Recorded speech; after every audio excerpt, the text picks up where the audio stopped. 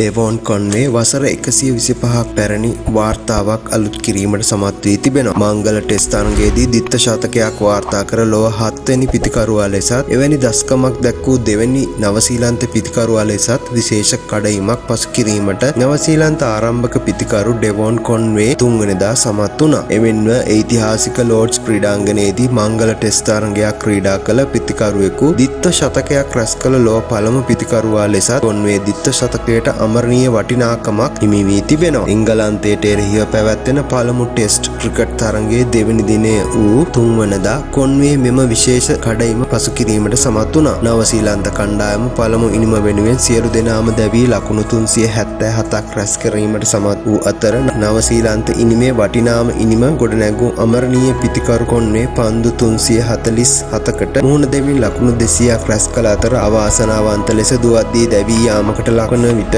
1 පහරක් හා 4 පහර 22ක් එල්ල කර තිබුණි. මෙය එංගලන්තයේදී විදේශීය ආරම්භක පිතිකරුවෙකු රැස් කළ වැඩිම ලකුණු සංඛ්‍යාව වන අතර මේ හේතුවෙන් මීට වසර 25කට පෙර ඉන්දිය හිටපු නායක ගංගුලී පිහිටවා තිබූ වාර්තාව බිඳ වැටුණි. එමෙන්ම මංගල ටෙස්ට් තරගයේදී ඕනෑම පිතිකරුවෙකු එංගලන්තයේදී ලබාගත් වැඩිම ලකුණු සංඛ්‍යාවද මෙය වෙනවා. කොන්වේ විසින් බිඳලනු ලැබුවේ මීට වසර 125කට පෙර එනම් 1896 වසරේදී රංජිත් සිංහජී විසින් මැන්චෙස්ටර් හිදී ඕස්ට්‍රේලියාවට එරෙහිව නොදැවී ලකුණු 154ක් රැස් කර තිබූ ඉනිමයි. මංගල ටෙස්ට් තරගයේදී දිත්ත ශතකයක් රැස් කර ඇති පිතිකරුවන් අතර එංගලන්තයේ ආර්.ඒ. ෆෝස්ටර් ඕස්ට්‍රේලියාවට එරෙහිව 1903 දී ලකුණු 287ක්ද ඉන්දිය කොදෙව්වේ එල්.ජී. රෝව් නවසීලන්තයට එරෙහිව 1972 දී ලකුණු 214ක්ද ශ්‍රී ලංකාවේ බ්‍රැන්ඩන් කුරුප් නවසීලන්තයට එරෙහිව 1987 දී නොදැවී ලකුණු 201ක්ද නවසීලන්තයේ මැතිව් සින්ක්ලෙයා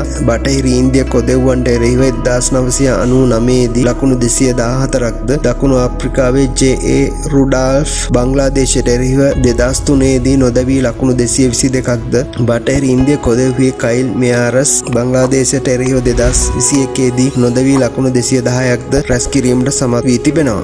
හෙටත් මේ වගේම වීඩියෝවක් අරන් එන තෙක් channel එක subscribe කරලා තියාගන්න. වීඩියෝ ගැන අදහස් ඔයාලා comment section එකේ add කරන්න අමතක කරන්නත් එපා.